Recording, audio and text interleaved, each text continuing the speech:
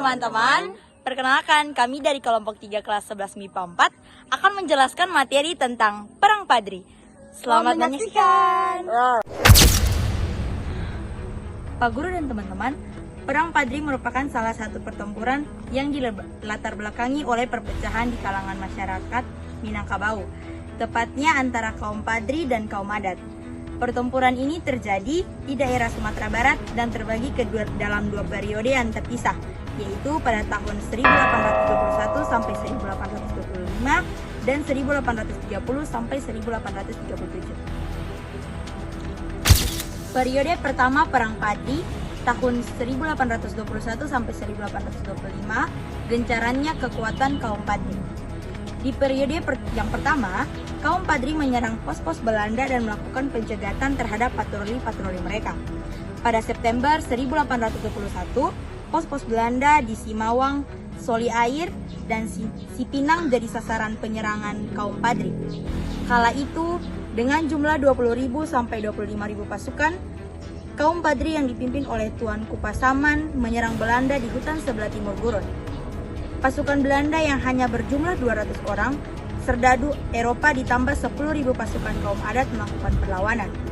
Pasukan yang dipimpin oleh Tuanku Pasaman cukup sulit dikalahkan. Hingga akhirnya Belanda memutuskan untuk mengirimkan surat ajakan berdamai. Mengetahui taktik Belanda, Tuanku Pasaman tidak menanggapi ajakan Belanda dan terus menggencarkan perlawanan di berbagai tempat.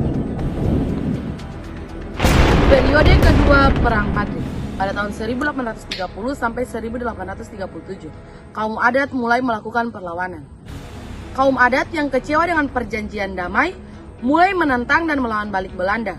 Pada periode kedua ini, kaum Padri dan kaum adat mulai bersatu. Mereka menyadari bahwa musuh yang sebenarnya adalah Belanda.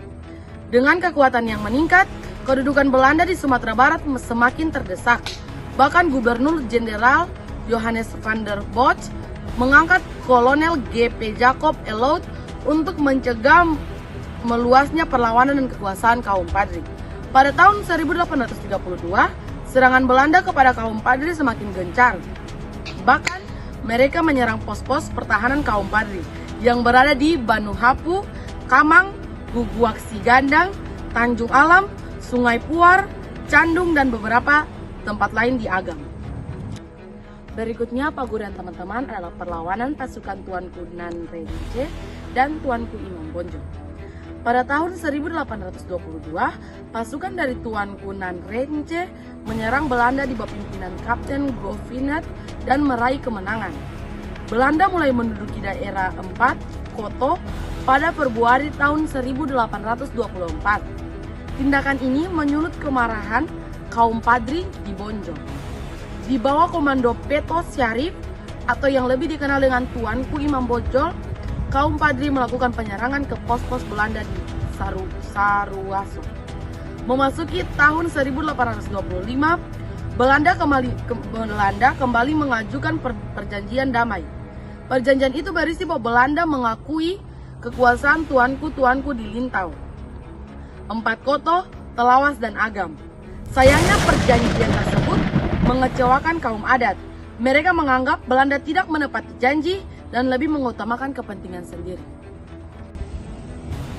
Berikutnya adalah kekalahan pasukan Padri. Di tahun 1834, kekuatan Belanda berfokus untuk menguasai wilayah Bonjol.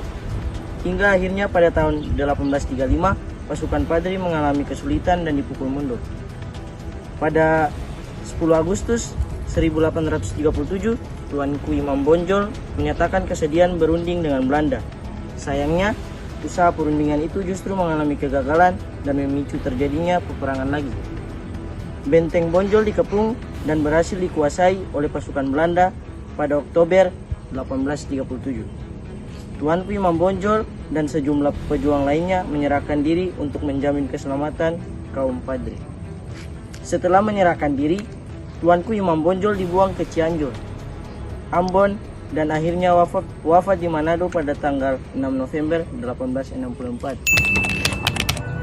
Yang terakhir adalah nilai-nilai kejuangan yang dapat diambil dari peristiwa Perang Padri. Yang pertama adalah nilai kejuangan religius atau iman dan takwa kepada Tuhan Yang Maha Esa.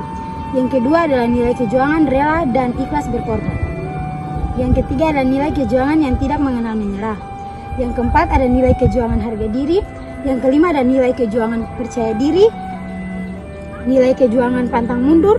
Nilai kejuangan patriotisme. Nilai kejuangan heroisme. Nilai kejuangan rasa senasib dan sepenanggungan. Nilai kejuangan rasa setia kawan. Nilai kejuangan nasionalisme dan cinta tanah air. Dan yang terakhir ada nilai kejuangan persatuan dan kesatuan. Hai Pak Guru dan teman-teman. Itu tadi penjelasan dari kelompok kami tentang Perang Padri. Semoga video yang kami tampilkan dapat bermanfaat. Terima kasih. Terima kasih Pak Guru dan teman-teman.